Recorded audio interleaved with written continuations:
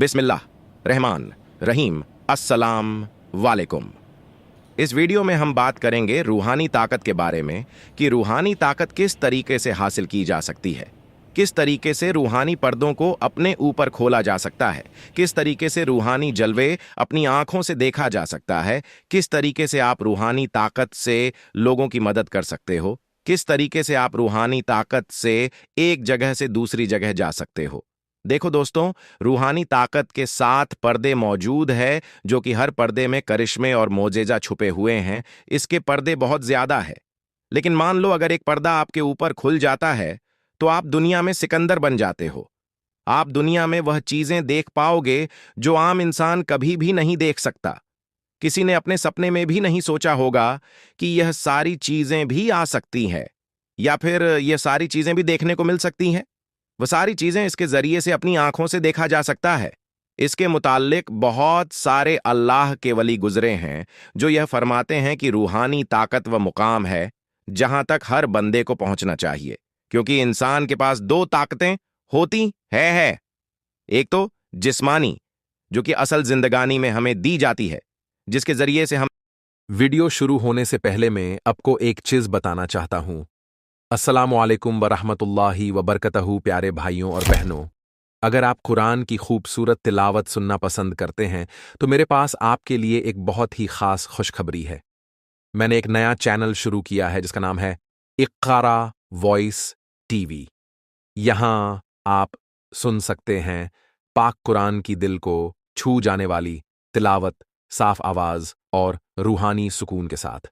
मैं आप सबसे दिल से गुजारिश करता हूं कि आप मेरे इस दूसरे चैनल इक़्क़ारा वॉइस टीवी को जरूर सब्सक्राइब करें और बेल आइकन भी जरूर दबाएं, ताकि हर नई तिलावत की जानकारी आपको सबसे पहले मिले।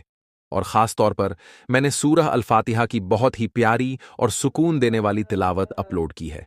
आपसे गुजारिश है कि जरूर जाकर सुनिए। वीडियो का लिंक डिस्क्रिप्शन में दिया गया है। सुनिए, सुकून पाइए और इसे अपने दोस्तों और घर वालों के साथ शेयर कीजिए। अल्लाह ताला हम सबको कुरान से मोहब्बत करने की तौफीक अता फरमाए। चल पाते हैं, फिर पाते हैं, काम कर पाते हैं और खाना खा पाते हैं। ये सारी चीजें जिस्मानी होती है। किसी वजन को उठाना हो तो उसको उठा भी सकते हैं। ये सारी ताकतें जिस्मानी होती हैं, लेकिन एक ताकत होती है रूहानी, जो कि हमसे परे है, हमें दिखाई तो नहीं देती, लेकिन ये होती जरूर है। हर बंदे की पास अपनी अपनी रूहानी ताकतें होती है, और वह इस रूहानी ताकतों का इस्तेमाल करता ही नहीं। हाँ, इंसान अपने जिस्म के लिए तो हर चीज कर लेता है। कपड़े अच्छे पहन लेगा, खुशबू अच्छी लगा लेगा, 2 से 3 मर्तबा नहा भी लेगा, ताकि उसका जिस्म साफ हो जाए, ताकि उसका जिस्म लोगों को अच्छी तरह दिखने लग जाए। लेकिन इंसान अपनी रूह की ताकत को भूल बैठा है, और रूह की ताकत क्या है इसको जानने की कोशिश नहीं करता। वह रूह की ताकत को पाने की कोशिश ही नहीं करता। जबकि असल देखा जाए तो हमें तो रूहानी ताकत को हासिल करना चाहिए, क्योंकि रूहानी ताकत हर वलियों के पास मौजूद हुआ करती थी, हर उम्मती के पास हुआ करती थी।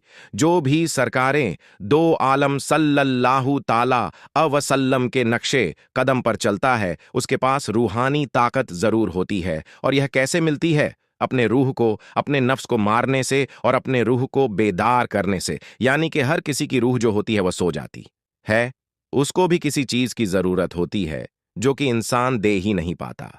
अक्सर आपने देखा होगा कि आपका दिल कभी कभार यह करता है कि चलो आज नमाज पढ़ लो। कभी कभार आपका दिल यह कहता है कि चलो आज खैरात कर दूं। कभी कभार आपका दिल यह कहता है कि चलो आज अल्लाह के वली के मज़ार पर जाओ। कभी कभार आपका दिल यह कहता है कि चलो आज कुरान पढ़ लो। जबकि यह आपका दिल नहीं होता, बल्कि यह रूहानी ताकत होती है जिसको इन सारी चीज़ों की ज़रूरत होती है, और वह अपनी ज़रूरत को पूरा करना चाहती है। लेकिन इंसान पूरी तरीके से गफलत में पड़ चुका है। उसका दिल कहने के बावजूद भी वह दुनिया के ऐशो आराम में मशगूल हो जाता है और इन सारी चीजों को छोड़ देता है।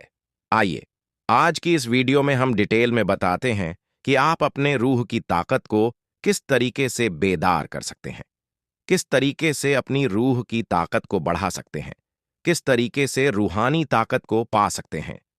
रूहानी ताकत में आप यह बात समझ लो कि इंसान को एक जगह से दूसरी जगह जाने के लिए किसी चीज की जरूरत पड़ती है, किसी सवारी की जरूरत पड़ती है, या फिर कार या फिर टैक्सी की जरूरत पड़ती है।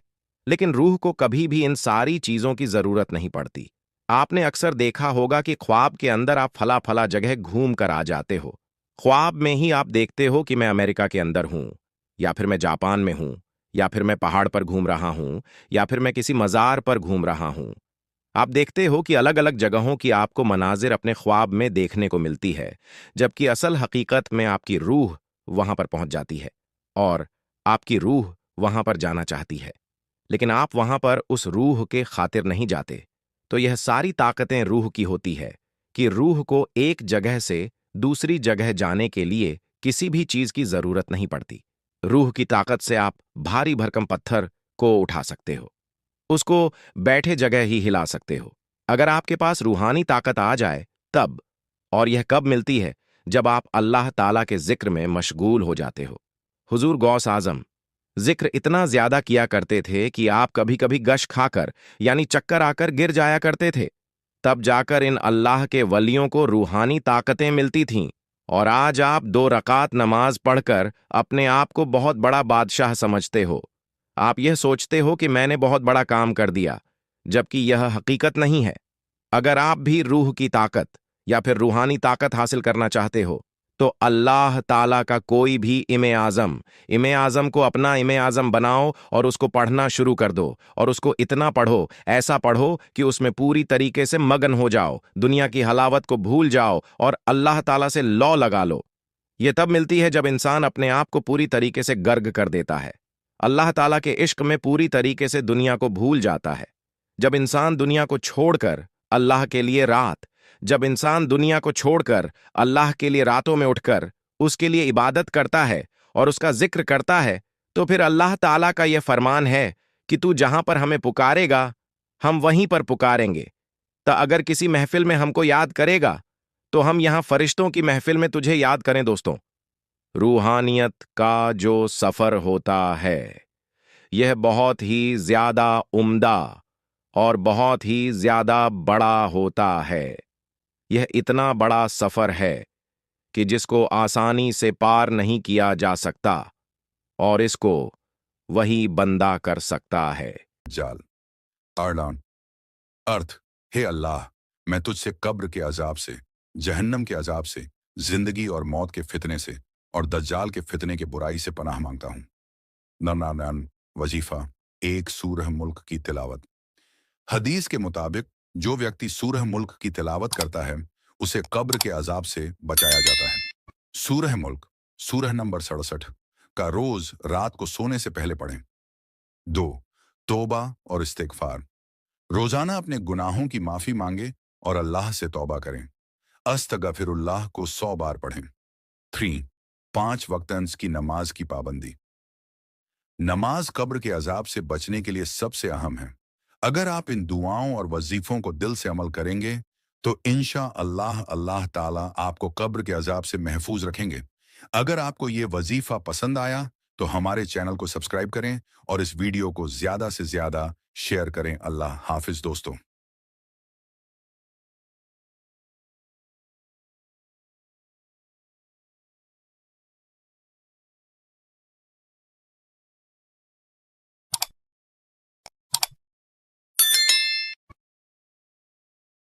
आप रोजाना बीमार व्यक्ति पर सूरह यासीन पढ़ें और अल्लाह से दुआ करें कि वह शिफा अता करें।